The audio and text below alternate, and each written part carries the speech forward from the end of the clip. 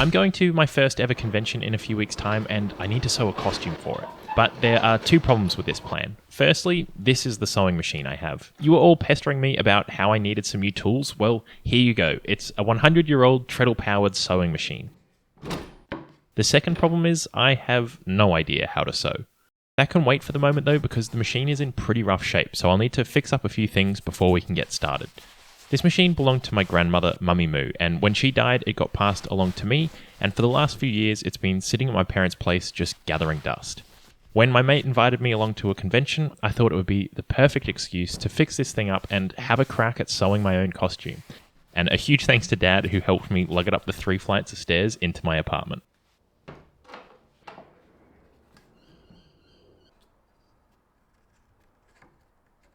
The original belt was snapped, but amazingly they still sell these things, so I ordered a new one, and when it arrived I got right to fitting it on the machine. It comes oversized, so I fumbled the belt into position so I could mark and cut it down to the right size. Of course, when I put the newly shortened belt on, it was far too loose. The tension needs to be just right for the machine to run properly, but there's no tensioning system, which means it relies on the belt being the perfect length. I had to take the belt on and off half a dozen times before getting a proper fit, but with it in place, I could finally spin the machine up for the very first time. It was pretty amazing seeing this thing run, but I couldn't ignore the squeals it was making. They were far worse than anything my hacksaw could produce. So I tackled that problem next. My basic philosophy here is to put a few drops of oil on every moving part I could find.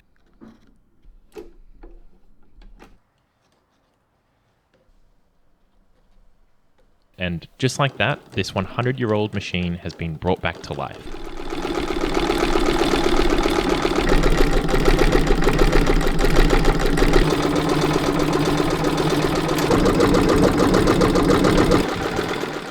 Now all I need to do is figure out how to sew.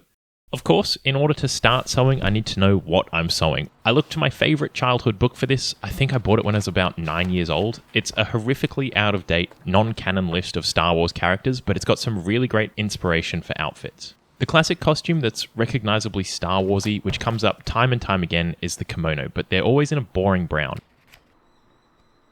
I always liked this guy here, Corran Horn, who is kitted out in a snazzy green, so my plan is to combine the two and make a green kimono. This decision was definitely helped by the fact that the fabric I've got is also a nice green. Hopefully no one minds that I've nicked the tablecloth. I was originally just going to wing it and try and figure out how to sew this thing by myself, but luckily, just before I did that, I stumbled across a really great tutorial on how to make a kimono, which I've linked in the description. Before doing anything else, I had to get some measurements, which I assumed would be the easy bit, but I somehow managed to make it extremely difficult.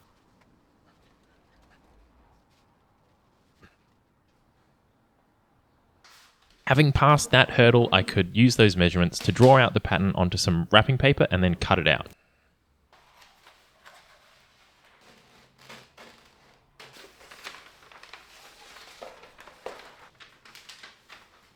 I tried the patterns on and they seemed to fit, but since I've got no experience, I honestly have no idea if they're going to work. That's How did that happen? Oh! It's meant to be twice that big. Hopefully I got enough wrapping paper left over. With that fixed, I could then trace my cutouts onto the fabric. Thankfully, the tablecloth that I'd nicked actually had enough space for everything I needed. I was a bit worried that it wasn't all going to fit, and I gave myself a really generous seam allowance just to account for any cock-ups because, again, I have no idea what I'm doing. After tracing out the pattern, I really stalled with this project. The next step, cutting the pieces out of the fabric, felt irreversible, and I wasn't entirely confident that my patterns were right. But with the convention looming, I had to press on, and since I'm learning to do something new, I just had to embrace the feeling of heading into the unknown. With the pieces cut out, it seemed like things were going well, but the next step was equally daunting. That is, doing the actual sewing.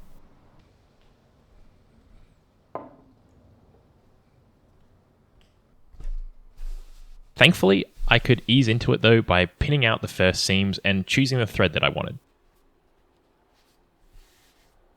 I had heaps of color options, some that really closely matched my fabric, but I didn't have very much of them, so I ended up just going for white because it blends in well enough anyway, but I also have heaps of it, so if I screw up a bunch, I've got plenty of spare.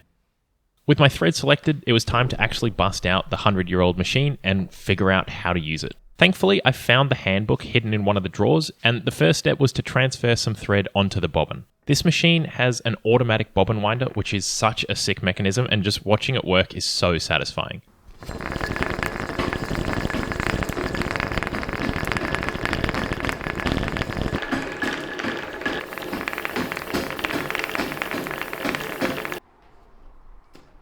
With the bobbin wound, I could put it inside the machine and consult the book on how to configure the thread.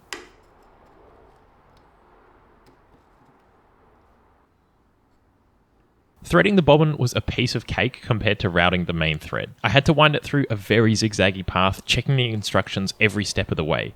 I know I've complained about having sausage fingers before, but this is right up there with one of the more difficult exercises. Finishing it off with threading the needle was just taking the piss. It took literal minutes.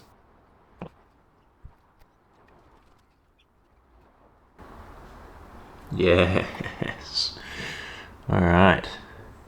But I got there in the end so I could bring up the bottom thread and I was ready to begin sewing. Obviously, I didn't start sewing on my main piece. I got a bit of scrap that I'd cut out and I tried sewing my first line of stitches. I don't think whoever designed this machine 100 years ago had 6'1" blokes in mind because my legs are way too long for this. They actually hit the desk underneath, so I have to sit further away from the machine to give my legs enough of an angle to not hit anything. Thankfully, my arms are equally lanky, so I could still reach everything I needed. Back to the sewing though, and as you can see, it turned out completely horribly. And this is just how it goes when I'm learning something new. I find it's really helpful to get into the mindset of just giving things a crack, even if I suck at them. I just try to set my expectations basically as low as they can go because I am going to screw up, and expecting anything else is a recipe for frustration which will ruin the enjoyment and probably make me want to quit.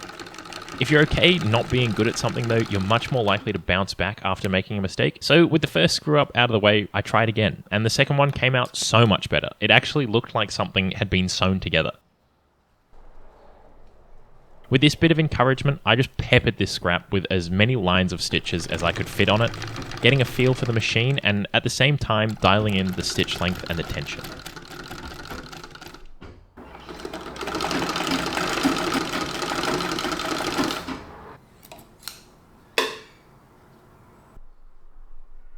By the end of crisscrossing this bit of scrap, I was feeling pretty confident, but still apprehensive about starting on the main piece.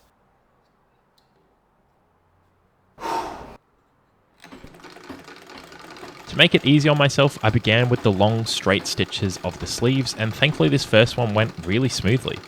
From my earlier practice, I felt comfortable with the treadle, so I could concentrate on keeping my stitching straight and feeding the fabric through. It's safe to say I was getting pretty excited by this point. This machine doesn't do backstitching or any fancy types of stitching, so to finish a seam, I just have to tie the two threads together, which is fine if you don't have sausage fingers. But with the knots finally tied, I had my first bit of the costume made, and I was pretty stoked with how it was turning out. To go from a flat bit of fabric to something you can actually wear is an incredible feeling. It feels like a superpower. So with my confidence absolutely soaring, I moved on to the second sleeve, and that's when disaster struck.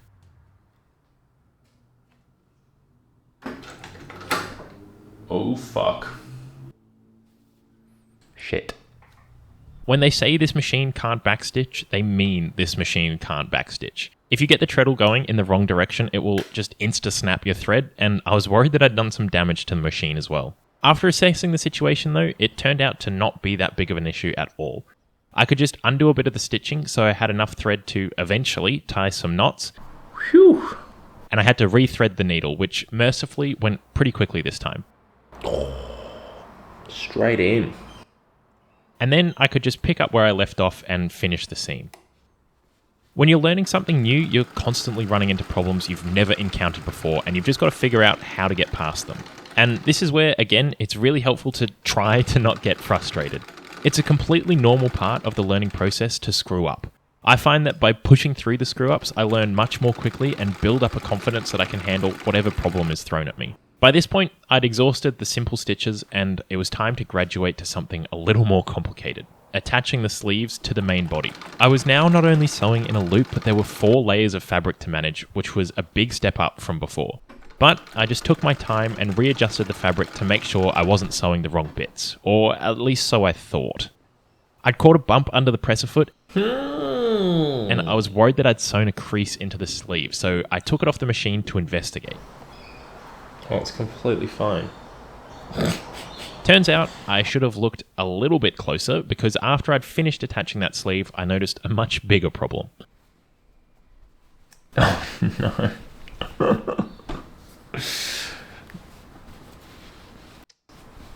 This seam was meant to be on the inside. After getting knocked down a few pegs, I got to work unpicking the sleeve that I'd just sewn in. Turns out it takes a lot longer to take stitches out than it does to put them in wrong. I figured though that unpicking stitches is something that I'd need to learn at some point anyway, so why not now? And it also meant I got some extra practice at sewing in sleeves, which is definitely a good thing. I found it quite tricky to manage all the fabric and work the treadle. Back treadling, as we found, is bad and much more likely to occur at slower speeds, but I want to go slow to be able to manage the fabric. I quickly discovered though that I could just wind the wheel by hand and not go at full tilt, which was really helpful for the delicate bits. With the sleeves attached, the costume was really starting to take shape and I could actually wear this thing for the first time, which felt like a massive milestone. Obviously though, there's still a bit of cleaning up to do. The first bit of cleanup was making the sleeves not completely cover my hands, and I could do my first bit of hemming, which was also in a circle, but thanks to the practice on the sleeves, I was pretty comfortable with this now, simply going at my own pace with the hand wheel. Eventually, I got my confidence up enough to use the treadle. This obviously makes things go a lot faster, but that also makes them feel a lot more out of control, so that's definitely something that I'll need to practice in the future. With the tricky sleeve hems done, I could turn my attention to the much simpler hems around the bottom of the kimono. Originally, I was pinning the hems in place, but I found with these straight hems, I was able to just fold them as I went, tucking the raw fabric away, leaving a lovely clean edge. It was quite nice finishing on some relatively easier sections like this. I was pretty comfortable using the machine at this point, and I could just relax a bit and really enjoy the process.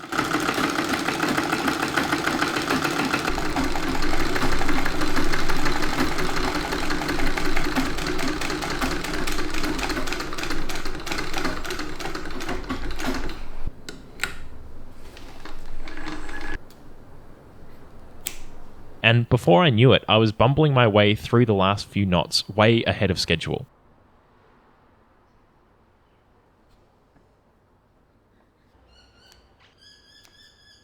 Obviously, there were a bunch of hiccups along the way, and this is far from being a perfect bit of sewing. There are some loose and misaligned seams, there are some wonky hems, mismatches, the whole lot. But by just having a crack and accepting that I'm not going to be great at something the first time I do it, I was able to overcome all these hurdles, and I don't know if you can tell, but I am so proud with how this thing turned out. And it's all thanks to this 100-year-old sewing machine. Thank you so much for watching, and I hope to see you again soon.